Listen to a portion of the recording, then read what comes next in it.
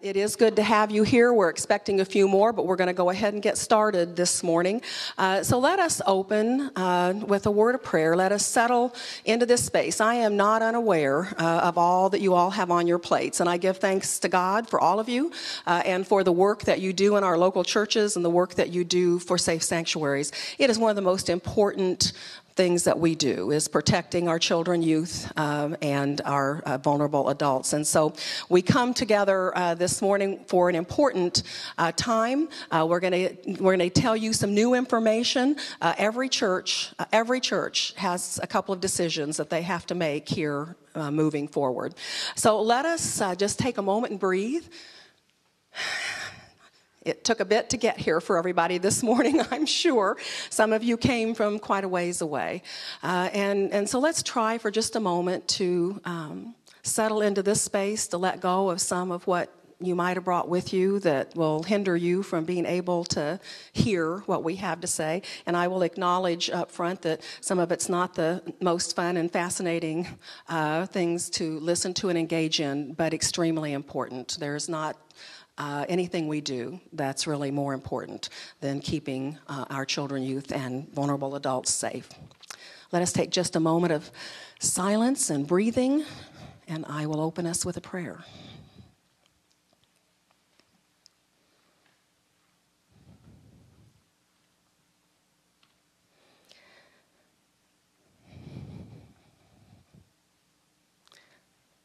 Oh Lord, the silence calms our souls. It helps us to settle into this space. It helps us to focus on you. Be present with us today, Lord, as we present this information, as we hear this information, as we ask our questions, as we make our decisions going forward. We know that you embrace us, that you surround us with your love and your grace and your care. Be with us, be with all the congregations that are represented here today. Be with our children, our youth, our young adults, our vulnerable adults, and be with us as we strive to do ministry, as we strive to have safe sanctuaries for people to come and meet you. In Jesus' name we pray. Amen. I want to do a few introductions. For those of you who do not know me, I am Sherry Hobbin. I am the Director of Connectional Ministries and Communications for the Missouri Annual Conference, and I liaison with and oversee the Safe Sanctuary processes. Up here is Bev Bomer, and a lot of you know Bev. She is our Director of Youth for the conference and has been all over everywhere for mission trips and has stopped back to be with us today, and we'll be taking off to some more mission trips, and Bev sits on our Safe Sanctuary Authority, as do I for the conference level. Nancy Cady is in the back. There's Nancy. Nancy is our coordinator at the conference level for the Safe Sanctuary office, and if you call on the phone or send emails, it's often Nancy that you're going to hear on the phone or get an email from, and this is your chance today to kind of put a face to a name and hear from Nancy. A lot of the success of our Safe Sanctuary program and our progress is due to Nancy's work, always looking to where we need to step and what changes we need to make. Krista Darrow, where is Krista? Down the hallway. Krista, I think, is down the hallway guiding people in. She is the assistant in the Safe Sanctuary office, and you may talk with her on the phone. Both of those ladies can assist you in great ways, especially with our processes and procedures and information that you might need.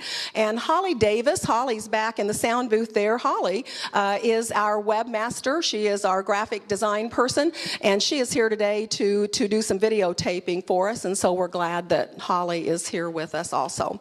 Our role is to assist you in whatever way we can in keeping our churches safe, to keep our processes productive and fruitful, and to help you discern the best leadership for our conference processes with our children, youth, and vulnerable adults.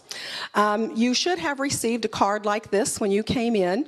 What we're going to ask for 2 or 3 reasons after 8 of these, and this being the 9th one, we have learned learned a lot as we have been out presenting. We are not going to take any questions until the end.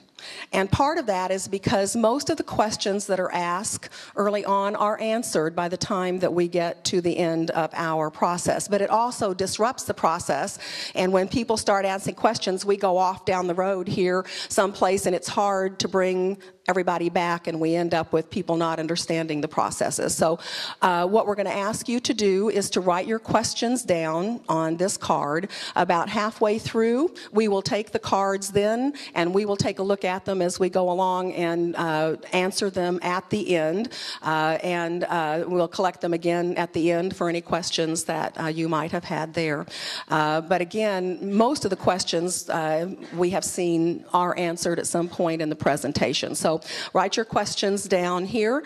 I will also say that we will all be around for a while after we're finished to answer questions, any specific questions that might not be applicable to the entire group, but questions that you need some assistance with, you can meet with one of us after we are done.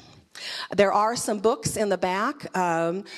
Joy Melton is an attorney and Safe Sanctuary person for our entire connection, and she helped us when we originally put our processes together and still consults with us. She has a new book that is out, which we highly recommend. It is in the back on the table, and I believe that is $20 back there. If your church is in a place where that $20 is going to be a hardship, we encourage you to go ahead and take the book. We want you to have the resource in your hands. There's an envelope back there to put some money in if you can. Everybody should have signed up when they came in, and that's important. We need your email addresses so we can continue to connect with you and communicate with you.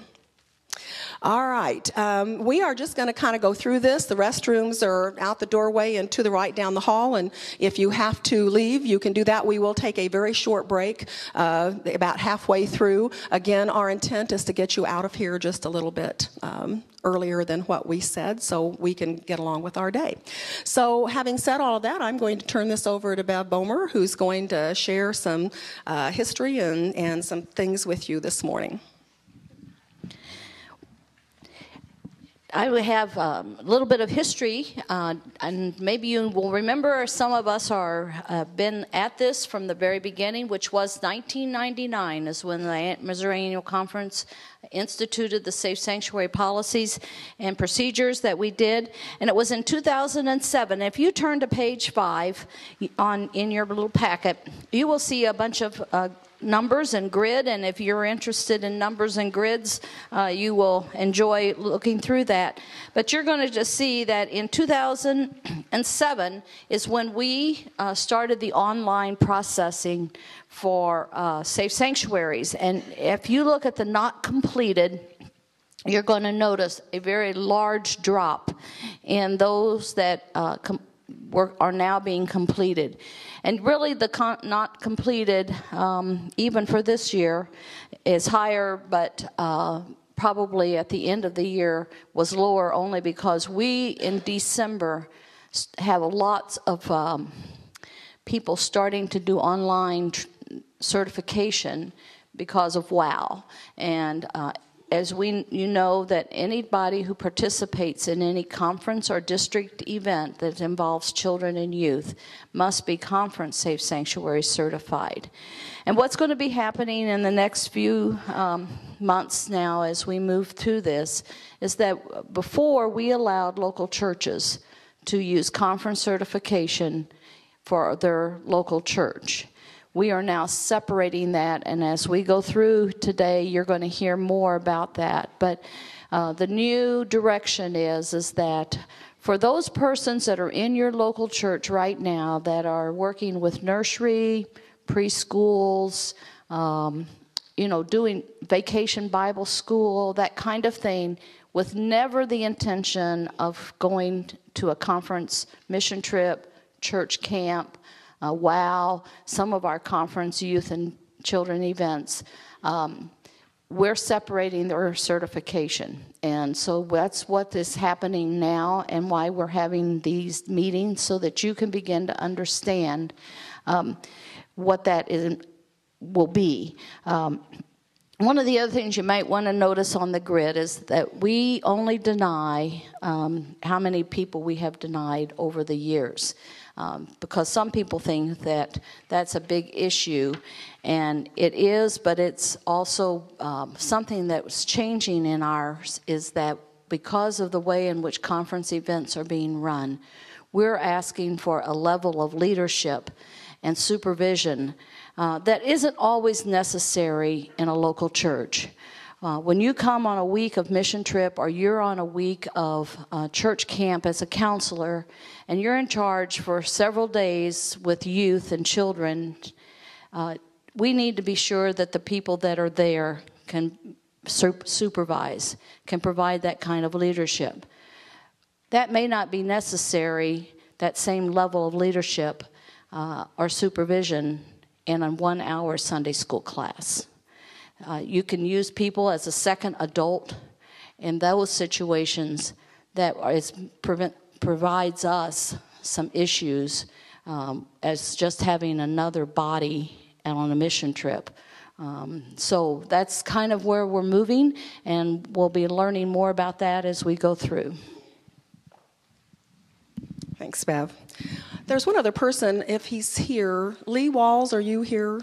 There's Lee. Lee also sits on the Safe Sanctuary Authority at the conference level. Lee is the director of Camping and Retreat Ministries, and so he is here today also with us if you want to talk with Lee at some point. So I just want to reiterate a few basic things, lift up for you what you're going to need to be making decisions on so that as we go through, you've kind of got that in your head. We're not asking for those decisions today. We're giving you the information to make those decisions, but our new process that we're going to roll out begins as of August the 1st. And so you need some information in order to make the decisions that you need to make. What I want to point out first, however, is on the very front of your packet, down there at the bottom, we have 3 foundational tenets that I want to lift up to you. We have found quite a bit of confusion at times over whether somebody should be certified or not, or whether they have a right to have certain information or not, and we're going to be expanding on that as we go along. But as we begin, the first foundational piece for us is certification is a privilege. It is not a right that anybody has to work with our children, youth, or vulnerable adults. It is a privilege which we offer to somebody. It's not something that they come up and demand. It is a privilege to work. It is not their right, and it's not their right to have the information that we collect on them. And we will go into that a little bit deeper here a little bit later. Certification, even if somebody is certified, does not give entitlement, even if they're certified, to automatically work with children and youth. That decision is up to the local church. If somebody comes to you and they're already certified, you do not have to automatically use them in our programs. You have to discern based on your context and what you have decided are the gifts and skills that you're looking for, whether that person fits in that area or not. And certification at this point is always tied in some fashion to a local church, with the exception of Camping and Retreat, where it will be tied to the sites and the site directors. But what that means, folks, is that we're handing back to the local church the right to say who gets certified both at the conference level and at the local church level. Up until this point, up until here in August, folks have been able to go online and self-initiate for conference certification. That will no longer be the case. What was happening is some people were going around the pastors and around the local church and going ahead and going into the system.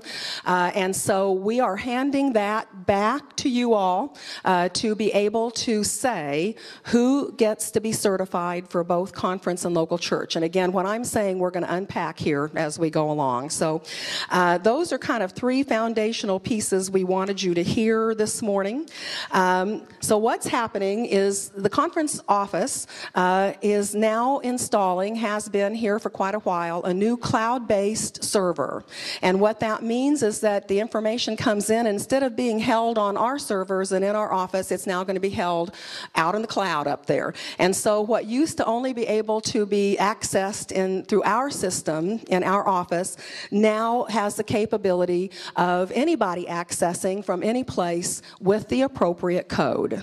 So when we got that put in place, what that allowed for us to do is develop, which we are in the process of doing, develop a parallel online process very similar to the conference online certification process.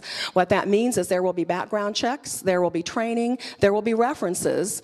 You have to do the background checks and you have to do the training. The only thing that we are leaving up to the local church is whether you do references or not. And there's a number of reasons why we don't want that to be a stumbling block to especially some of our smaller churches where it's a family system dynamic, and they wouldn't do the whole system if they thought that somebody in their family was going to be seeing their references. So you have a choice there. So it's basically a parallel system. The difference is we're not going to be making the decision for you anymore. We're going to hold this information up there. Every local church will have a person who has a code to get into that information, and then the local church makes their decision based on the information that they have. What that also means is as of August 1st, you may not, we have changed our policies. You may not use conference certification to fulfill your local church certification. That has been acceptable up to this point, and for a number of the reasons that Bev lifted up, some legal, some supervisory, that does not work for us anymore. The conference can't supervise into the local church, and so when we make a decision for conference certification, but that person is being used at the local church level, we have no ability to say how that person's used and supervise that person, and legally that can cause some issues. It's also an issue for the local church. There's some thought out there that if we're making the decisions, the local church is actually protected. Our conference attorney, who has been a full part of all this process, says that is not the case. The local church needs to take on the supervisory capacity and decision-making capacity to actually protect themselves. So for those reasons, you may no longer use the conference process to fulfill your local church process. So that's the one thing, and so you all are going to have to, and those of you who are doing that will have to change your policies so that that is reflected there. Every church, and this is one of the decisions you're going to have to make, every church, whether you're using our online processes or not for local church, is going to have a person that we're calling the Safe Sanctuary Coordinator Local Church Associate. Actually, that position will be on your charge conference forms. The cabinet just made that decision here last week, so it will be an official position that when you have charge conferences, you're going to have a name in there. That person or persons, that's up to the local church as to who that is, and if there's one person or two persons, and whether that's the pastor or the director of children's ministries or whoever that is. It needs to be a person who has great skills at confidentiality and is able to hold confidential information. That person will receive a code. Every local church will have a code. And what that code will allow you to do is to initiate certification for conference certification. You'll have to put your code in and the person's name, and that will initiate an online process for conference certification. If you make a decision, and it is your decision, to use our local church online process, then that person will also use the code to initiate that online process. So every church, here pretty quick, has to have a person who is the local church associate that is good at handling confidentiality that will receive the code. And there's a whole host of things we'll talk about later about what that looks like. So that's one decision that you all are going to have to make here pretty quick. The second decision is whether you're going to use the local church parallel process online or not. You can either do that, and again, it's very similar. If you're already using conference certification to fulfill your local church certification, then it's really a minor thing to switch that over, and Nancy will talk to you how to do that. If you're not currently using conference certification for your local church processes, then you have a decision to make. You can either do the online process, or you can do live training in your local church, as a lot of you are already doing. Now, I want you to hear, we've had some misunderstandings. We had, at one place, somebody went back and told their local church that they didn't have to do safe sanctuaries anymore, and so we got a call from our insurance company. That is not the case. You still have to do safe sanctuary. It's more important now than ever. But you do have a choice for local church as to how you're going to do that. Either online, and Nancy will explain how to do all the online pieces, or you do your own local church certification process. So those are kind of the three main things that you're going to need to hear today. We're going to explain how to do that and what your options are. And you'll hear some of this information 2 or 3 times as we go through, because we want you to continue to hear it. And at the end, we'll answer any questions that you may have.